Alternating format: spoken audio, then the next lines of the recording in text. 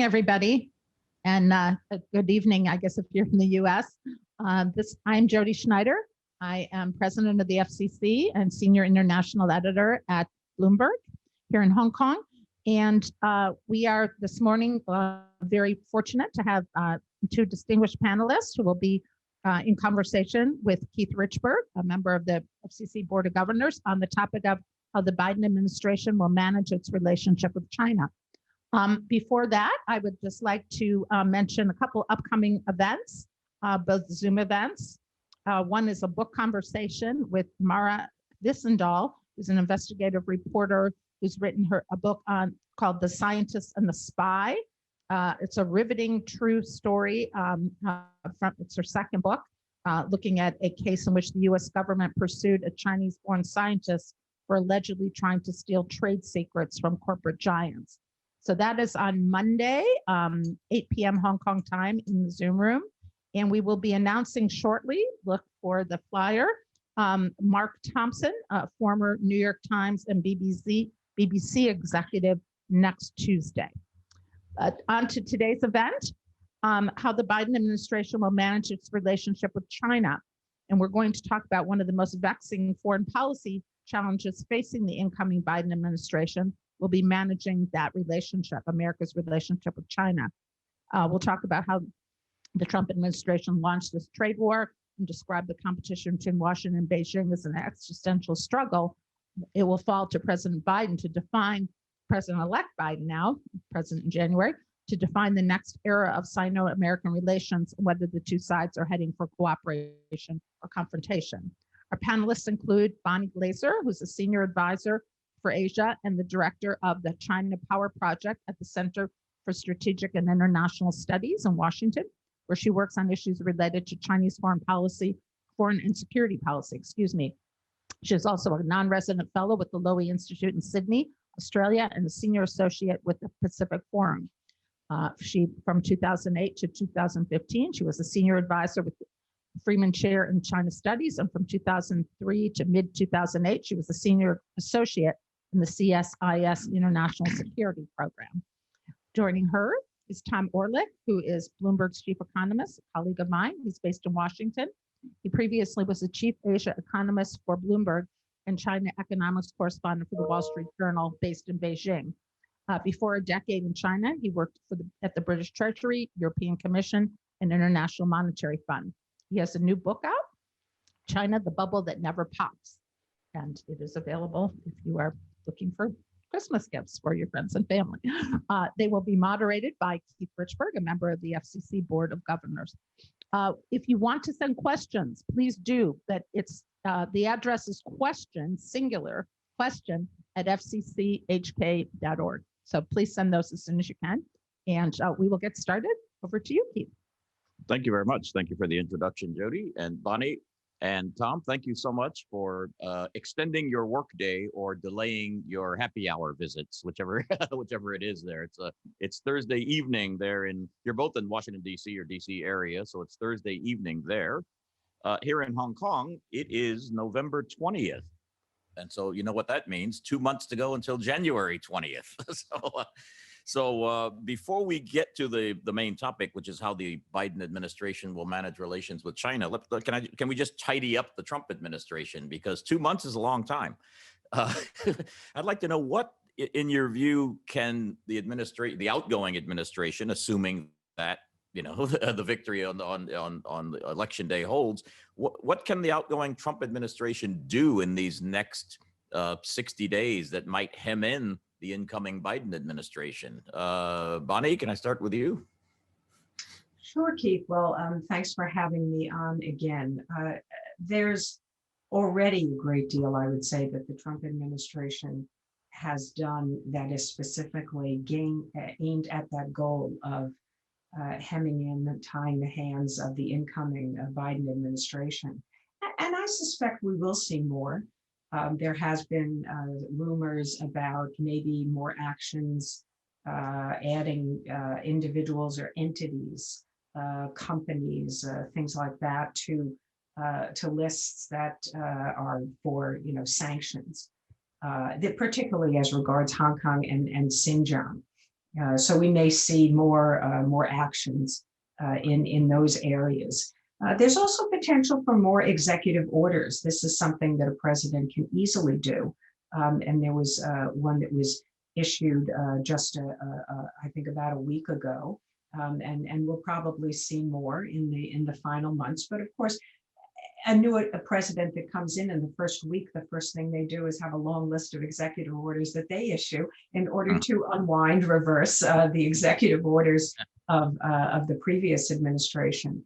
The things that I think people worry more about is the potential for pulling troops out of different places. We've already seen an announcement of pulling troops out of some troops out of Afghanistan and Iraq. There's been rumors about the potential to pull some troops out of South Korea, which I think would be more serious if that were to happen. Wow. And Tom, what do you think? Are there any things you're keeping an eye on that could happen in the next 60 days? There's certainly some things which the Trump administration could do. We've already seen them. They've made it harder to invest in some Chinese companies with links to the military. As Bonnie noted, there are sort of various well-sourced news stories about other things they're considering. And the narrative is, well, the more we can do, the more the Trump administration can do now, the harder it will be for the Biden administration when they come in, because any sort of pullback from the line which the Trump administration draw in the sand could be painted as weak on China, right? Which, as we know, is politically unpopular in the United States. So I certainly see the possibility and the risk that more could happen. At the same time, I wonder if we are kind of excessively focused on the risks for a few reasons. Firstly, at least up until now, it seems like the Trump administration or President Trump personally is very focused on the election result, right? That's where the energy is. Doesn't seem like he's spending much time thinking about other stuff. Secondly, I'm not part of the sort of US government, but I have worked in the British government, and I know that there's a sort of dynamic between political appointees and the professional civil service, right? And the professional civil service don't always do what their political masters tell them to. And if the political masters are leaving in a couple of months, well, all you've really got to do is ignore the email or not pick up the phone for a few weeks, and then it's Thanksgiving, and then it's Christmas, and then they've gone. So I wonder if it will just be hard for them to get things done. And then finally, I wonder how plausible actually the argument that there's a political cost to undoing executive orders is. I mean, I'll be paying close attention to them. Bonnie will be paying close attention to them. How much are these things going to resonate with a broader public, which are kind of, rightly focused on the virus, the recession? Will people remember executive orders which are issued and then reversed in 2 years' time when we get to midterms? I'm not sure there's a high political cost to an incoming administration to do that. So we'll see. It's a risky period. I wonder whether we're overstating the risks. Yeah, really interesting. I do want to get back to that point about being weak on China versus being Trump tough on China. But before I do, just one more thing about this kind of messy transition period, which hasn't actually really begun because there's no transition when one side doesn't concede. But how do you think, put on your China watchers hats for a moment, how do you think they see this from Beijing? Are they looking at this with glee because, wow, this is fantastic, it shows that democratic systems don't work and our model is fantastic? Or do you think they're looking at this with a little bit of trepidation because they like certainty? I mean, Bonnie, what do you think? How do you think they see this messiness from Beijing? Well, first of all, I would say that from my conversations with people in China, what I hear is there's really no consensus. There really are many different views. Some people thought that another 4 years of the Trump administration would be quite good for China. And that the Trump administration was the gift that kept on giving as it withdrew from the World Health Organization and the UN Human Rights Council, and caused relations with allies to deteriorate and damage US reputation around the world. There were, of course, risks and there were negative consequences, but some people really saw that China could withstand the pressures and over another 4 years would actually have benefited from having Trump continuing in the presidency. I think most of the sort of scholarly intellectual types prefer predictability. And these are people they know. That is, that those who come into the Biden administration in senior capacities are going to be officials, for the most part, not all, but many of them who previously served in the Obama administration. And they talk about wanting to return to some kind of cooperation with China and dialogue with China, having greater stability in the relationship. And so people in China are already, I think, talking about how they can use some leverage against this incoming administration. You know, I've heard Chinese say, for example, that the desire on the part of the Biden administration for cooperation on climate change is something maybe they can use in order to extract some concessions from Biden and his team on other issues. I think that would be quite unwise. But I think that there are already people who are seeing some potential advantages to having Biden in power. At the same time, obviously, there are downsides, and I will just mention one, and that is what will be an emphasis on human rights, values, and democracy in foreign policy. Yeah, they must be glad to see some of those China hardliners kind of gone. What do you think, Tom? How do you think they see this? You spent 11 years in Beijing. You know these guys. How do you think they view it? Sorry, that's my air pollution joke. So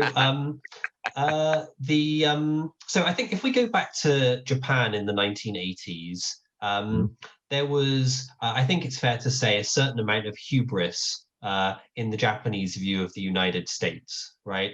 Japan is rising. The American political system has not proved itself to be able to rise to the challenge. The Americans are burdened with debt, with political divisions. They're a country on decline. We're on the rise, right?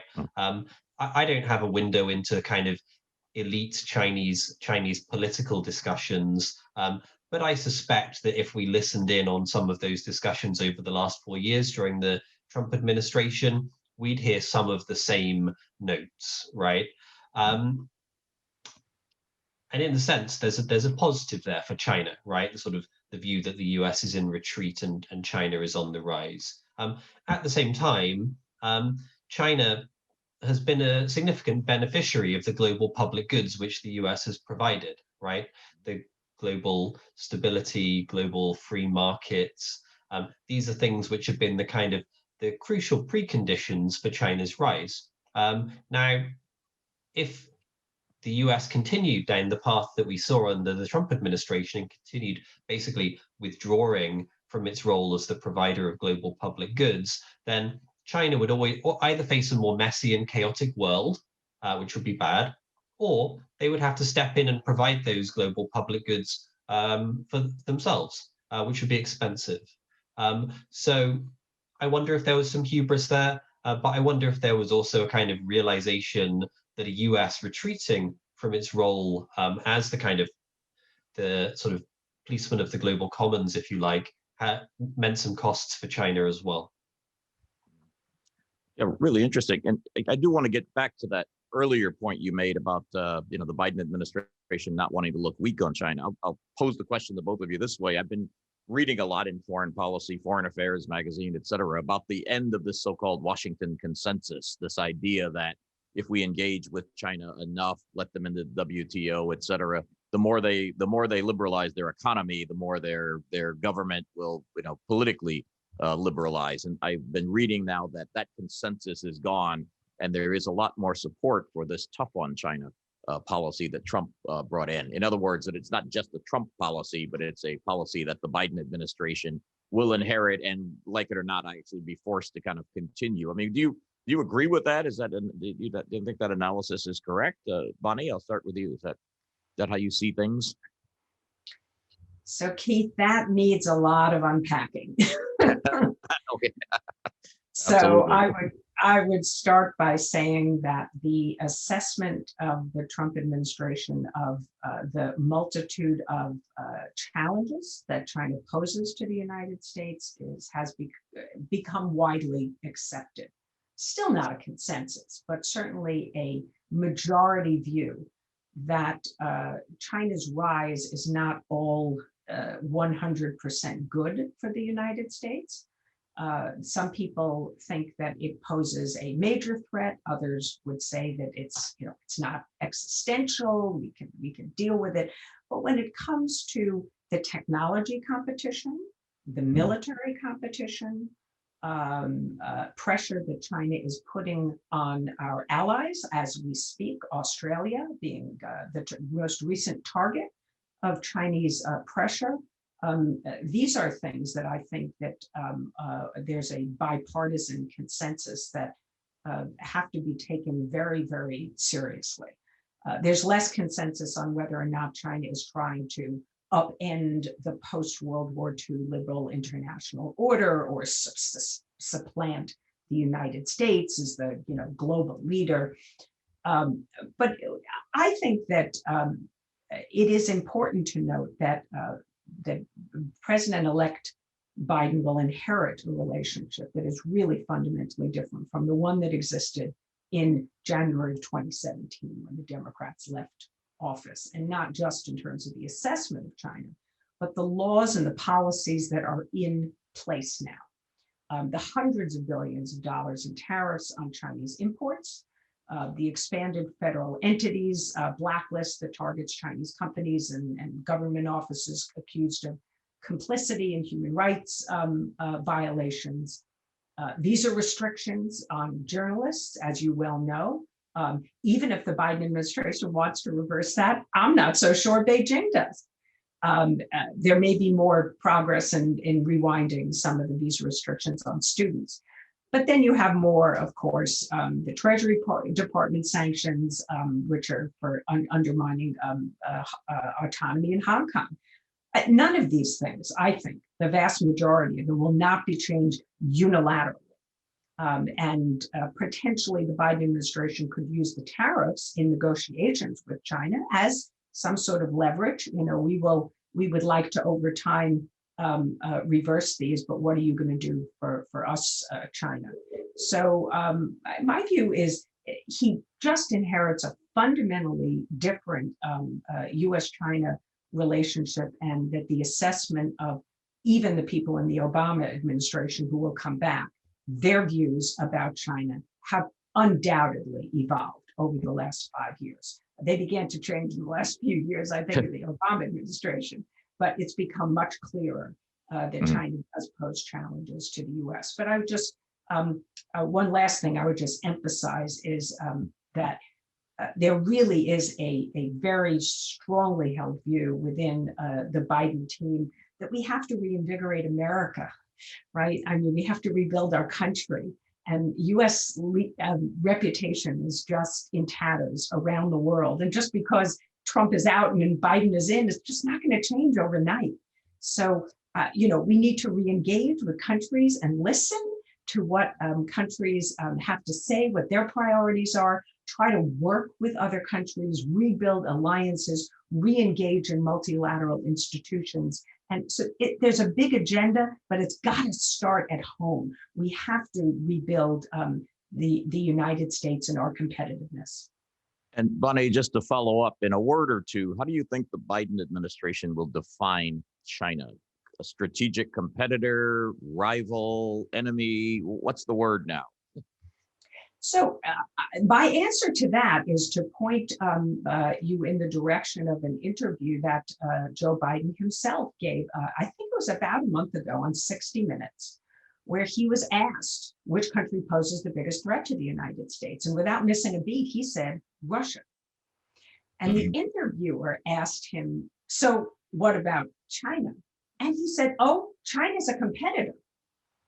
And I think that is the word. Now, some people may say strategic competitor. I don't think that President-elect Biden has said that. I, have to go back and check and make sure that I haven't looked at every one of his interviews and statements. But in that particular interview, he very clearly said competitor.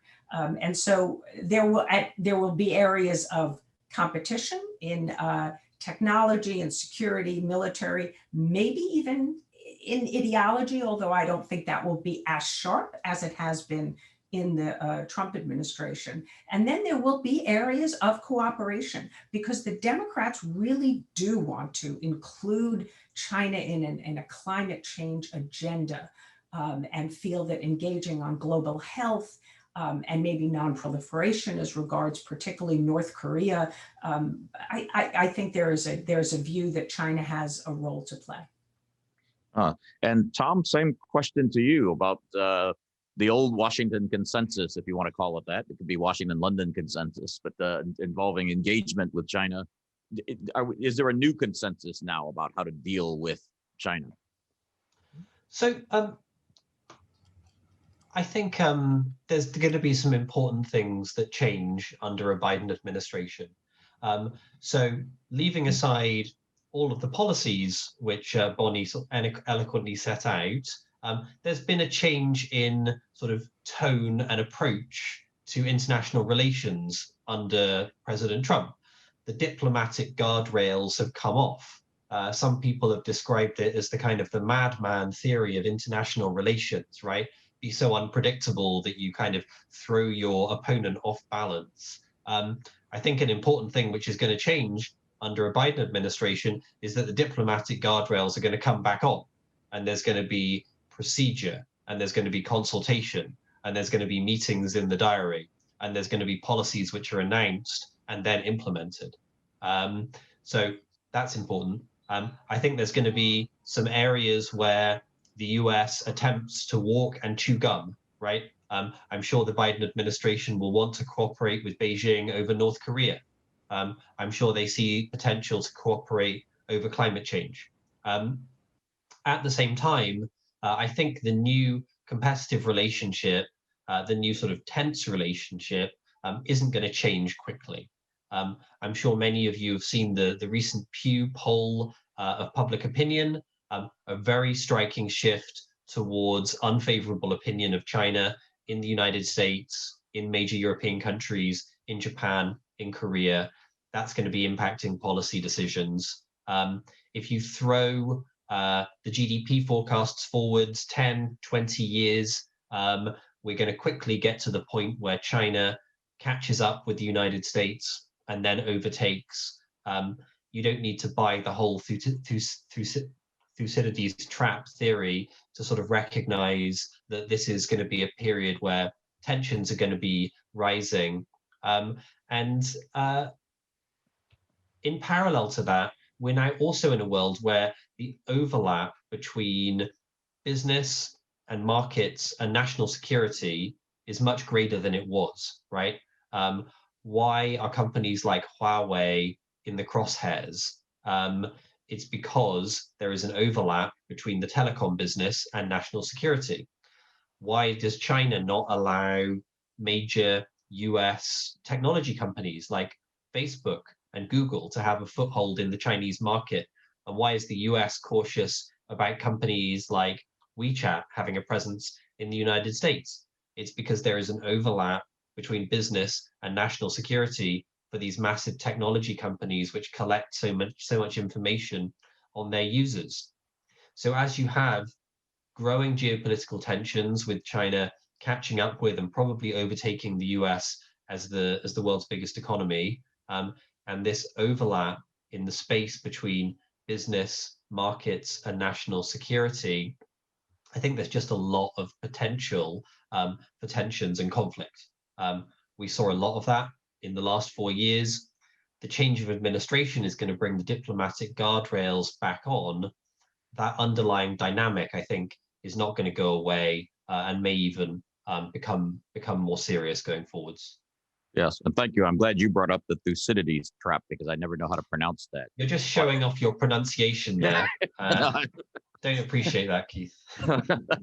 And I will ask you the same follow-up I asked Bonnie too. I mean, how do you think the Biden administration will come in seeing China? You know, I mean, we've over the years had heard it called a partner, a competitor, an enemy to some.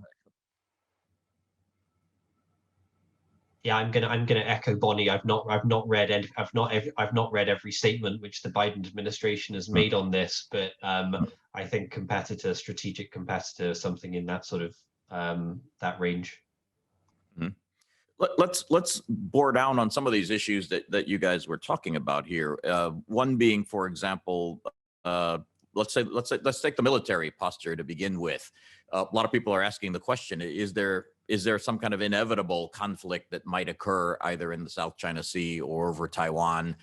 Is the military gearing up for that? Bonnie, what do you think? Is this something that can be managed in a new relationship so we don't have what many people feared, which was basically be some kind of an accidental conflict or shooting war that breaks out? What do you think? Well, first, I think it's important to distinguish between an accident and a planned attack. And ever since the summer, there's been these rumors in China that the United States was going to attack China, engage in some provocations, seizing like a Chinese-held island in the South China Sea. And there's been almost, it's worked into a frenzy almost in the Chinese media and on WeChat, so much so that our Secretary of Defense, who of course has since left his position, but before he did, said publicly as a message of reassurance and also privately conveyed to the Chinese that we were not seeking to have a conflict with China. Similarly, there's been these rumors that somehow China might take advantage of the transition to attack Taiwan, which I think is also specious. And I'm not sure where these rumors really come from, but neither the United States or China would benefit from a major military confrontation. If we know about the big agenda that Xi Jinping has for his own country for 2035 and 2049, and the whole national rejuvenation agenda and becoming a more innovative country, none of these are going to be achieved if he ends up bogged down in an insurgency in Taiwan and fighting a war with the United States. Besides the fact that China's top priority with Taiwan is to prevent it from going independent. And reunification, yes, is an objective, but in my view is just not urgent. So I'm not really worried about a planned war by either party. But there is certainly always a risk of accident. We saw one in 2001 when we had the aircraft, the Chinese fighter fly into a US surveillance aircraft. And there's a lot of activity now in the air around Taiwan, which poses a potential for a collision, more so between actually Chinese and Taiwanese air forces. And then, in the South China Sea, I mean, mostly the navies are acting fairly professional. We had one incident in the fall of 2018, or I believe it was 2018, when the Chinese interfered with a US FONOP and a destroyer got very close to a US destroyer. And we have not seen that happen since. And I would note that at the end of October, the US and Chinese militaries did have a virtual round of discussions on crisis communication and crisis management, which is welcome. There's been a recent uptick in US-China activities online. We had a humanitarian engagement, not an exercise, but we've done these annually, although they have in the past been in person. And I think our militaries are finding other opportunities to have dialogue. So yeah, we could have an accident that would almost assuredly lead to a political crisis, given the toxicity of the relationship, at least now. But it doesn't necessarily mean it would escalate to a wider war.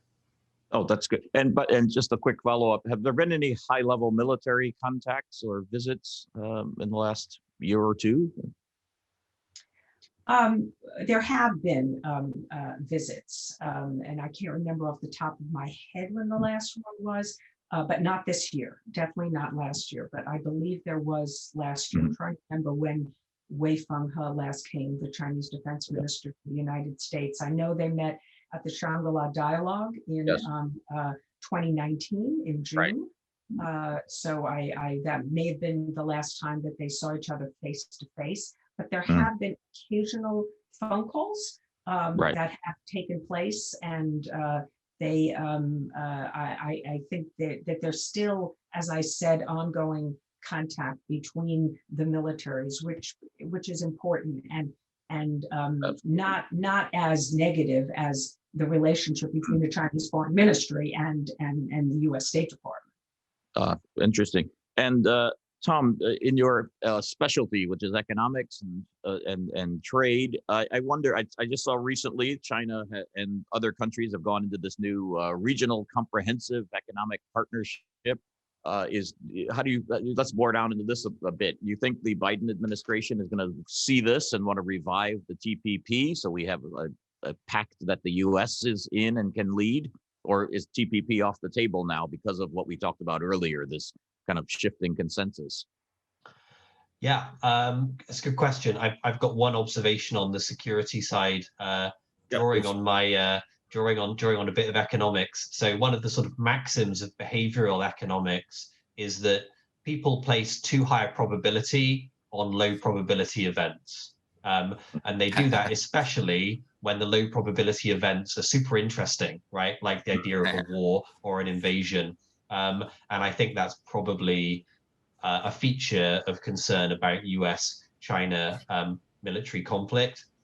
Yeah, anything's possible. That would certainly be catastrophic and hence extremely interesting to think and read about.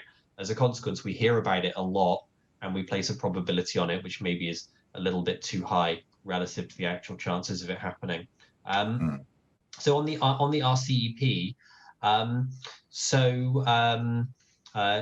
years ago, I decided I should give myself a break and limit the number of alphabet soup trade deals I had to get familiar with. And the RCEP didn't make the list. So I was horrified to discover a few days ago that it was actually being signed, and I had to rapidly come to terms with it. So the way I think about trade deals is there's two important things, right? Who is joining the trade deal? Are there tech superpowers like the United States or not? And then the second aspect is how high quality is the trade deal? How much does it lower barriers to trade between the parties that join it? So the TPP with the United States in it, if that happened, that would be a trade deal with a tech giant in it, the United States, and a high quality trade deal which significantly lowered the barriers to trade.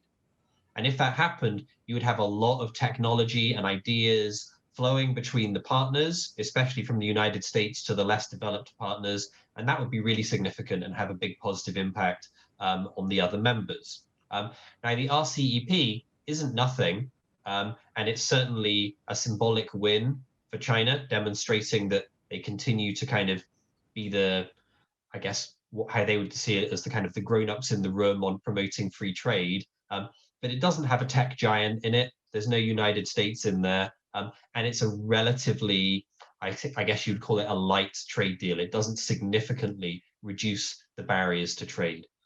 So it's an important symbolic win for China. It has a marginal positive impact on growth expectations for the members, but relative to something like the US joining TPP, or even more, China joining the WTO back in 2001, it's a relatively small deal.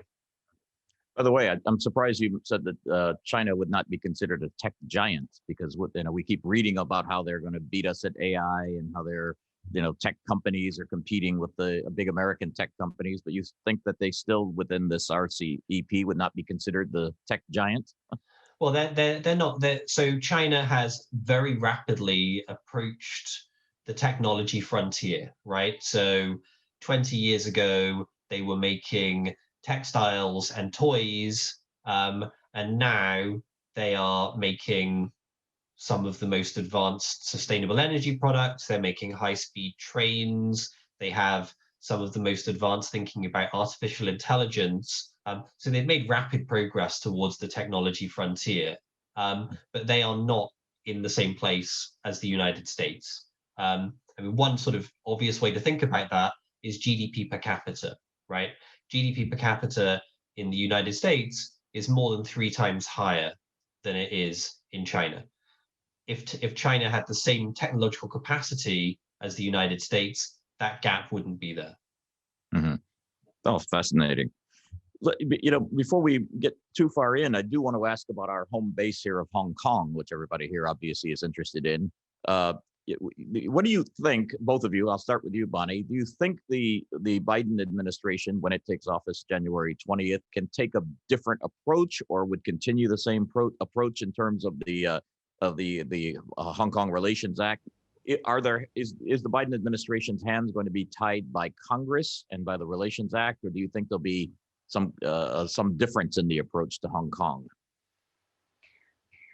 Well, this goes back, of course, to the point I made earlier about Biden inheriting a very, very different relationship. And when it comes to Hong Kong, it is now in so many ways, because of Trump's policies, being treated just like any other city in mainland China. And Biden himself, to the extent that he has said things about Hong Kong, he has been very critical of the implementation of the national security law, and the way that the situation in Hong Kong has deteriorated regarding freedoms and ability of people to express their views.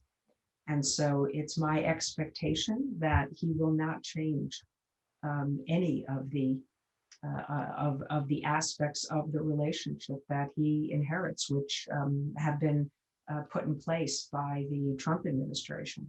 The question really is, what more is the United States going to do? And I think we will try to do more, not just unilaterally, but also in cooperation with other countries. That's also a trend we've seen now recently under the Trump administration, working more to make joint statements with like-minded countries condemning some of China's actions. Most recently, the legislators that were prevented from remaining in LegCo, and then leading to the mass resignation, which again has been termed a violation of China's promises under the Sino-British agreement. So I don't think we're going to see any reversal. And the question is, what more are we going to see? The Trump administration has not gone to the nuclear option. It has not sought to sanction banks. And I doubt that the Biden administration would go that far. And we only have so many levers, I think, that we can pull. But there probably at least can be more things done in coordination with some other countries.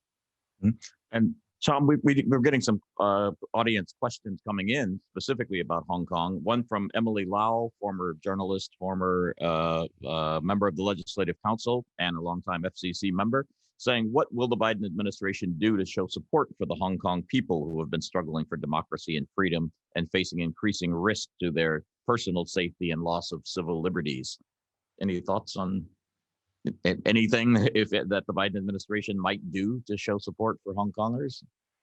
Well, I would echo the points that Bonnie made, and perhaps pick up on some of the sort of the financial dimensions of it, which is the sort of my particular area of expertise. So one thing which was sort of floated in the Trump administration, and this was actually something that was a scoop for Bloomberg reporters, the Trump administration was at a senior level considering sanctions against Hong Kong banks, perhaps even a strike against the Hong Kong dollar peg. So that, I guess you could call, something close to a nuclear option, right? If you really wanted to express a very forceful view on what's going on in Hong Kong. Why didn't that happen under the Trump administration, why is it even less likely, I think, to happen under the Biden administration?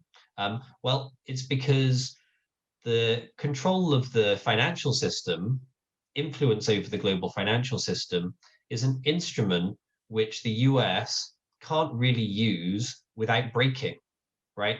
If you impose sanctions on major trade and financial partners and prevent them from using the dollar payment system, then the dollar payment system stops working. So notionally, the US has this big stick that it could use against China or other countries. The reality is, if they use the stick, they hurt themselves. I'd also make a sort of an additional point, which I'll steal from some of my colleagues in Hong Kong who paid close attention to the financial markets there. I think from a macro perspective, we would probably think deteriorating US-China relations, tensions in Hong Kong is going to be bad for Hong Kong's economy, bad for Hong Kong's financial markets. I'm not sure it's actually going to play out in that way. In particular, I think all of the concern about the status of Chinese firms listing in the United States is going to create pressure for Chinese firms to list elsewhere.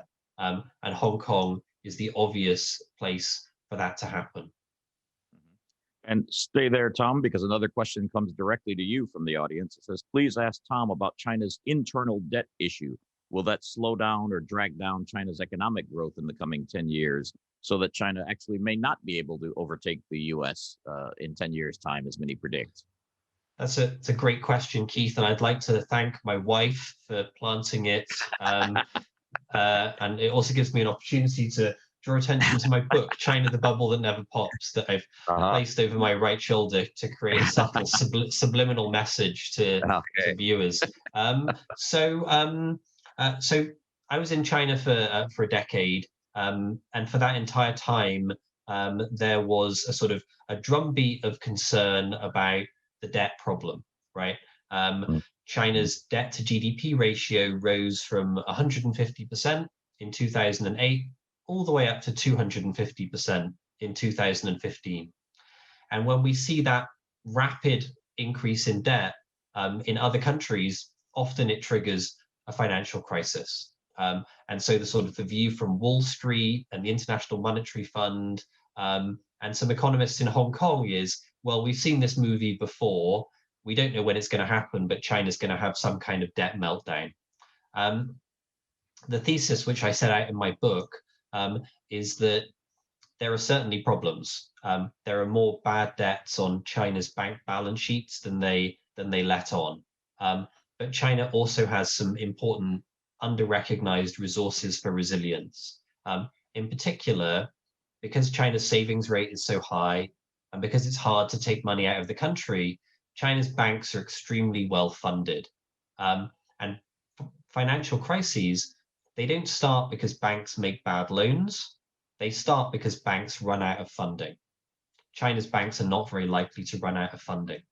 In fact, we had an illustration of the strength which this gives to the resilience this brings to China's financial system in the COVID crisis. In the first quarter of the year, China's economy contracted 6%. All of the biggest borrowers, the real estate developers, the state-owned enterprises, the local governments, they all ran out of money. They all ran out of income. So they couldn't repay their loans. If there was going to be a financial crisis in China, surely it would have come in that COVID moment. But because the banks are so well funded, they could say to the borrowers, don't worry, we're going to extend you forbearance. We'll kick the can down the road. You can repay us next quarter or next year.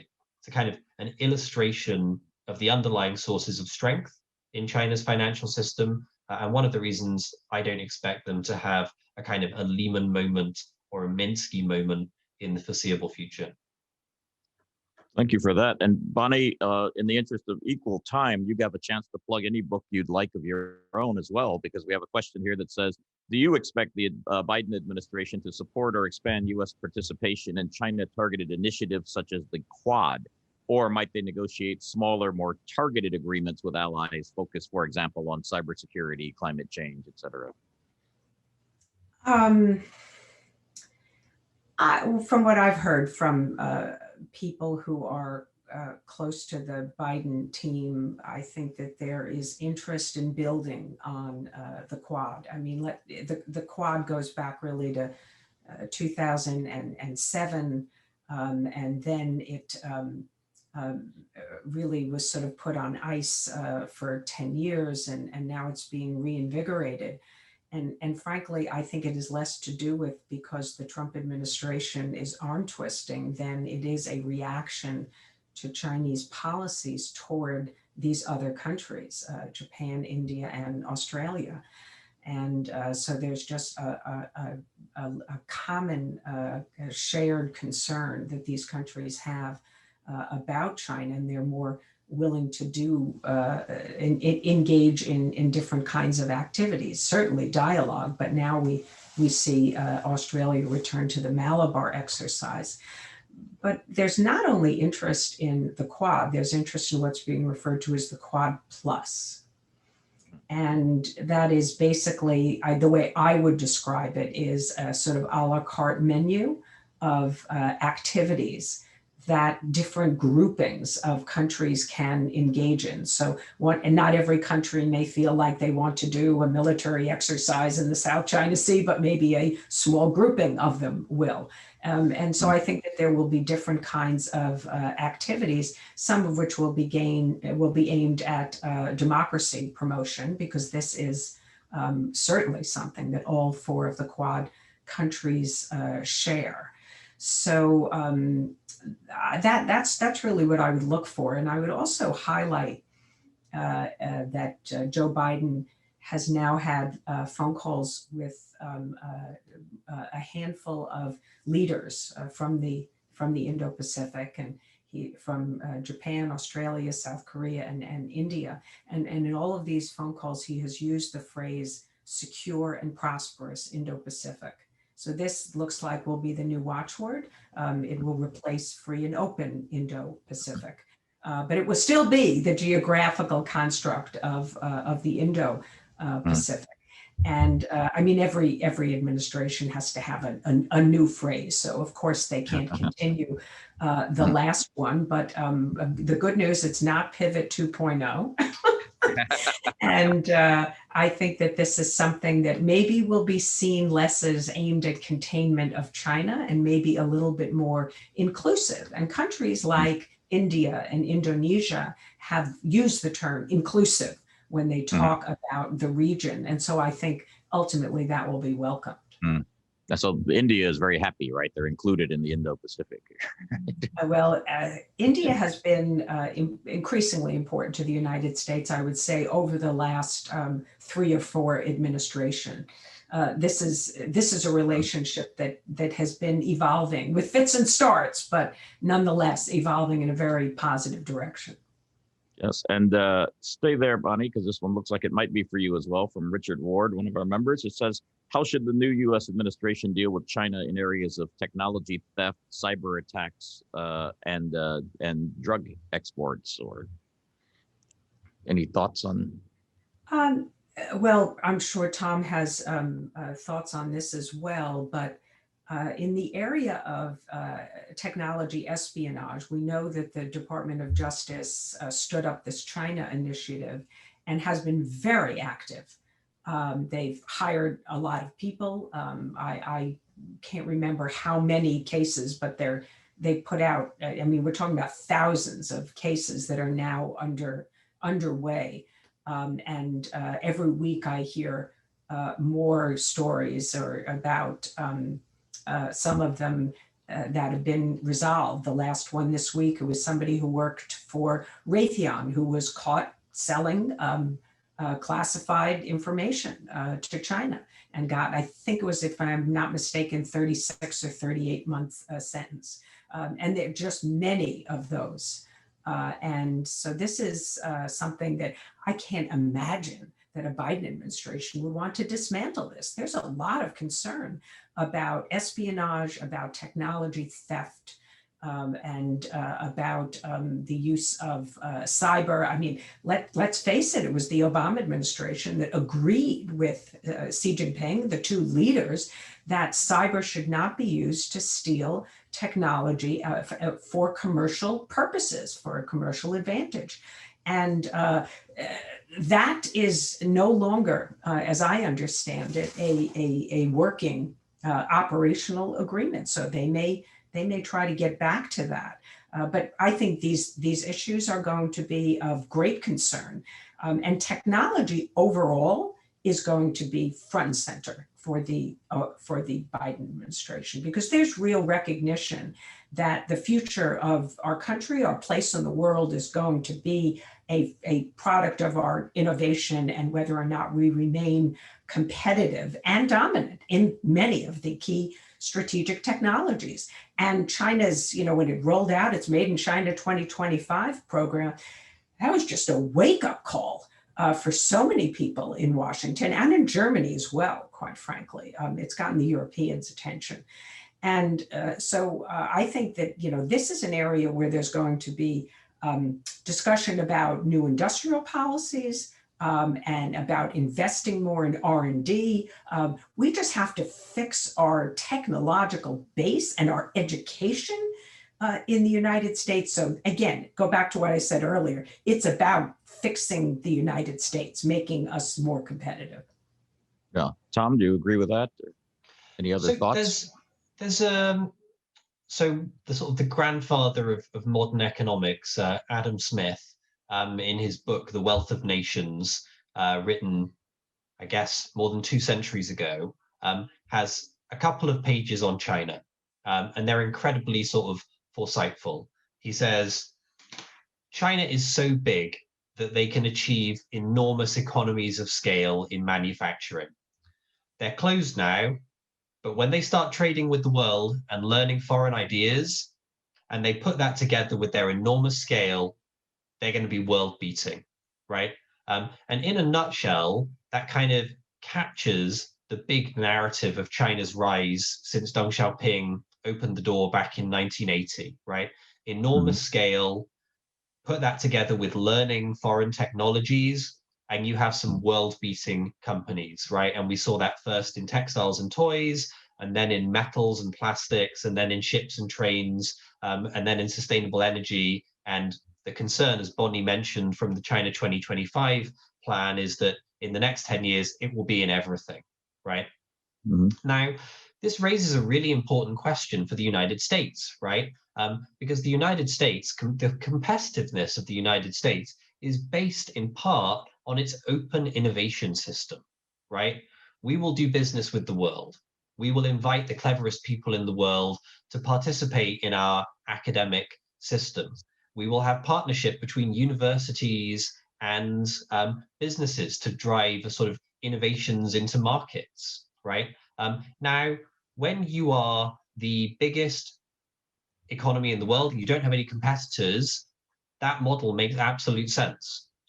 When there's another country coming up really quickly behind you, which is a competitor and which has a free rider approach to acquiring intellectual property, does it still make sense to do that, right? Can you maintain your edge if you also maintain your openness?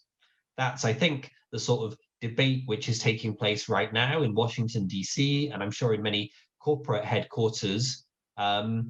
It's not a debate which was resolved under the Trump administration. I think it's something that the Biden administration is going to struggle with as well. And stay there, Tom, because another question coming in from Associate Member Houghton asks, will U.S. technology sanctions and the limit on foreign student intake have a role in suffocating China's innovation industry? Interesting question. Yes, great question. So I think one mistake one thing which the Trump administration has done, which I think probably the Biden administration will look on as a mistake, is unilateralism, right? Unilateralism in a lot of things, but unilateralism, you see, I can't pronounce Thucydides and I can't pronounce unilateralism either. unilateralism on technology sanctions, right? Let's be the only country in the world which is stopping Chinese students coming in and banning the sale of things to China, right? That's bad for China, but China can go elsewhere, right? Chinese students can go to the good universities in the UK, in Germany, in Australia. Chinese companies can source material from other countries. Maybe some things they can only get from the United States, but lots of stuff they can get elsewhere as well. So the unilateral approach which the Trump administration has taken to the attempt to contain China's technological advance, I'm sure has imposed some costs on China. It's also imposed some costs on the United States. And the unilateralism of it means that the costs on China are reduced because they have other options. Mm-hmm.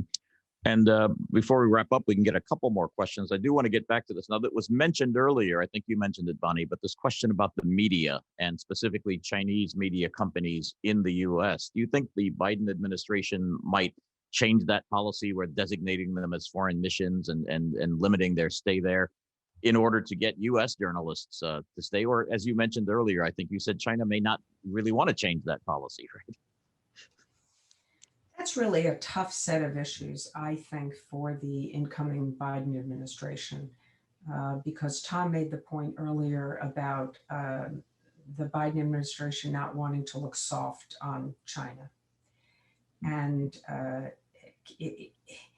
even though these media organizations had not been designated as foreign missions previously, I think everybody knew that they're doing part reporting, they're doing part propaganda, and they're doing part intelligence, frankly. And so to change those designations implies that you think that they're not performing the functions of a foreign mission. And I just doubt that the Democrats are going to want to open up that can of worms to say, oh, well, you know, they're genuine media organizations. They're doing just what, U.S. journalists are doing around the world. I mean, of course, that's not going to be their view. So the real question is there any way to negotiate with China to get our journalists back in? And maybe we go back to giving their journalists longer term visas. I mean, that could be something that we're willing to do. I mean, that's just, total speculation, not based on any particular knowledge. But there could be some effort by the United States to get our journalists back. But as I said earlier, I'm not so sure that China really wants to see U.S. journalists back in Beijing. And, for those that have been kicked out, and so many of them have, there's very few that remain, and the U.S. is not alone. I mean, the Australians have also been kicked out. So I hope that there is a way to come to some modus vivendi on this, but it's going to take negotiations. Do you have a more upbeat note, Tom, on that one? Or? So I would just throw the clock back to 1992 and Deng Xiaoping's Southern Tour, widely regarded as the critical catalyst for the restart of China's market reforms. Now, when Deng started his Southern Tour, the state press did not report on it. The first people to report on Deng's Southern Tour and to start that national conversation on reform were foreign journalists and journalists who come over the border from Hong Kong. And I think, looking back at sort of China's reform history, that was a critical moment. And the fact that there was reporting on it coming from Hong Kong reporters and foreign reporters was a key catalyst. So I think if we look at China's history, there are some important points where there have been some significant benefits from having that diverse local Hong Kong foreign media presence there. And I think that's something that perhaps Chinese leaders will reflect on. Tom, surely you're not implying that Xi Jinping is going to launch another round of economic reform. Is that what you're saying? Tom, You're I muted. muted myself. I think Bonnie maybe is slightly making fun of me. No, I'm just being a bit cynical, because what's the purpose if you don't have some reformist agenda to promote?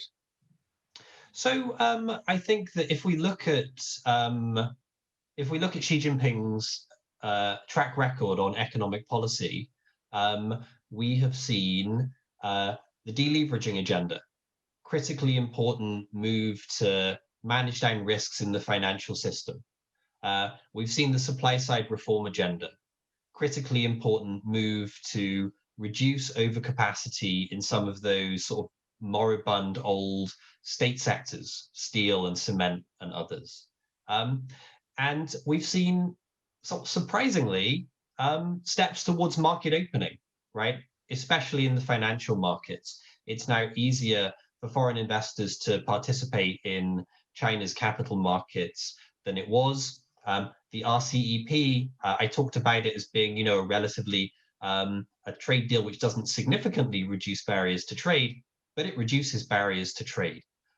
So could the Xi administration do more in terms of market reforms? Absolutely, they could do more in terms of market reforms. Have they done stuff? Yeah, they've done stuff. well, we just got to the time where we have to wrap it up. But before I let you two go, I must ask you the question. I'll start with you, Bonnie. What is on your holiday reading list during this pandemic? Oh gosh, I forgot to prepare for that one this time. I was thinking about reading, I'm not forgetting the title. Richard Haas has this book about a history of the world. Yes. Which I thought might be fun, interesting reading for the holidays. But other than that, I don't know. I have so many books I haven't gotten to, so I'll stop with that one. No problem. And Tom, besides your own book, The Bubble That Never Pops, and besides reading Adam Smith and the Thucydides Trap, what else is on your pandemic Christmas reading list? Well, firstly, I just want to let Bonnie know that much though I respect her, I will never forgive her for missing that opportunity to plug my book again. I guess I can. If you send me a copy, I'll read it. I can blame myself. I can blame myself for plugging it too much in the first part of the thing. So I just read this book, Lenin's Tomb, by David Remnick. What Excellent. a book! What a book! Elite access, amazing on the ground reporting, all aimed at an absolutely critical period in world history. When I read this, I thought, this is the book that China journalists want to write, but we can't. They can't, right? Because you can't get the elite access. But if you haven't read this, I'm sure most of you have read it. But if you haven't read it, this is an excellent book. I'm trying to get to grips with Russia, so I'm going to read this, All the Kremlin's Men, to try and bring me up to date. Excellent. Superb suggestions. Thank you both. We were the only thing standing between you and happy hour or perhaps dinner. So I can say good evening to you. And we're going to get on with our November 20th here in Hong Kong, since we're starting our morning here. I want to thank you. Thank everybody for joining us. And please keep an eye on fcchk.org for our future upcoming events. And I hope to have you two back in the Zoom room at some point with us. Thanks a lot. Please. Thanks, Bonnie. Well, hope we can come to hope we see you in person in Hong Kong next time too. I hope so too. All right. Thanks, Jay. Bye-bye. Thanks, everyone. And thank you for joining everybody. Bye-bye.